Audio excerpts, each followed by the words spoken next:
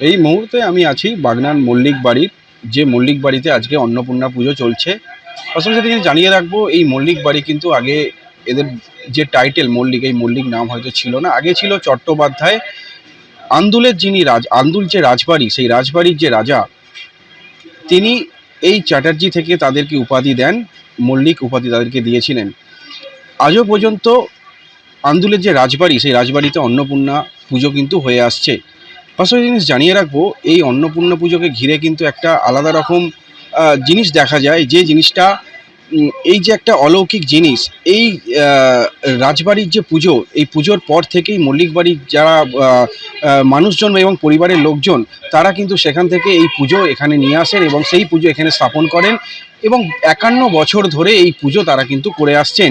পাশাপাশি একটা জিনিস জানিয়ে রাখবো, কুমারী পুজো থেকে আরম্ভ করে 108টা প্রদীপ জ্বালানো হয় এই পরিবারে। পাশাপাশি এই যে পুজো, এই পুজোর মধ্যে কিন্তু একটা অলৌকিক ঘটনা কিন্তু লক্ষ্য করা যায়।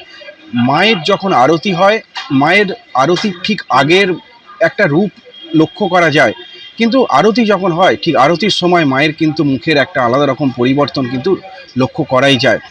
তবে পরিবারের লোকজন এই যে পুজো, এই পুজোকে কেন্দ্র করে একটা আনন্দেই কিন্তু মেতে থাকেন। দিন ধরে চলে, আমাদের পুজোর আগের দিন থেকে মানে শুরু হয় আর কি। তো কিছু একদম যা ঘটে না তা নয়, ঘটে। যেমন স্বপ্নে অনেক কিছুই দেখি আমরা। হ্যাঁ, হ্যাঁ, হ্যাঁ, হ্যাঁ, মুখটা মানে মায়ের তখন যেন মুখটা জল জল করে, মা যেন মানে এইখানেই থাকে আমাদের কাছে, এইটাই হাসি হাসি মুখটা হয়ে যায়। 51 বছর মায়ের পুজো শুরু করেছিল ঠাকুমা, মানে বাবার ঠাকুমা, মানে আমাদেরও ঠাকুমা সরজুবালা মল্লিক, রাসবিহারী মল্লিক, তার ছোট ছেলে তরিতমোহন মল্লিক এবং পরিবারকে সঙ্গে নিয়ে এই পুজো শুভ সূচনা করেছিল। আজ থেকে 50 বছর আগে 51তম বর্ষ এই বছর আমাদের অন্নপূর্ণা পূজা।